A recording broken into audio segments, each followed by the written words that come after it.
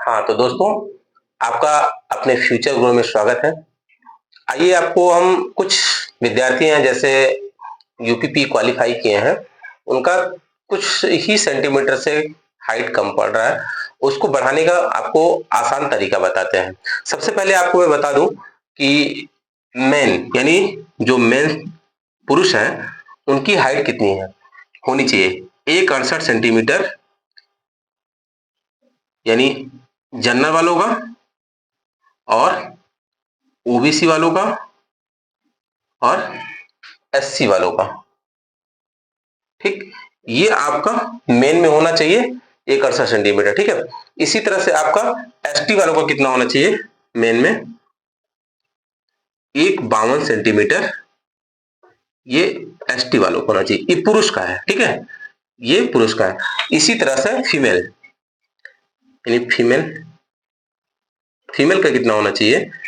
Female का 1,52 centimetre general, OBC और SC, और 1,47 सेंटीमीटर एसटी वालों का। तो 1,52 सेंटीमीटर इसमें जनरल का होना चाहिए, ओबीसी का होना चाहिए और एससी का होना चाहिए, ठीक है। और 1,47 सेंटीमीटर ये किसका होना चाहिए? एसटी वालों को होना चाहिए।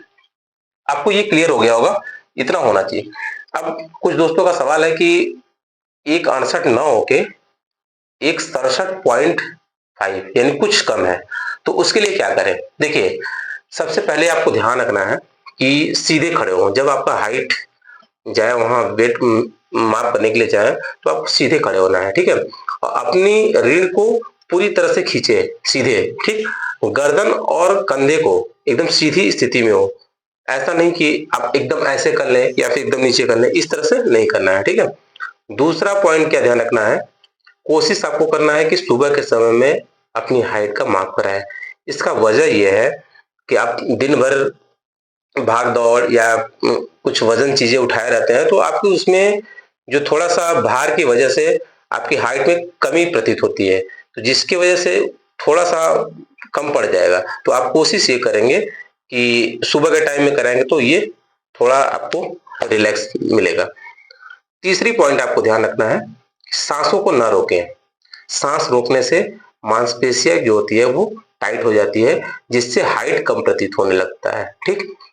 अच्छा, चौथी पॉइंट क्या ध्यान रखना है कि अगर आपको थोड़ा बहुत प्रॉब्लम है तो योग और स्ट्रेचिंग करें।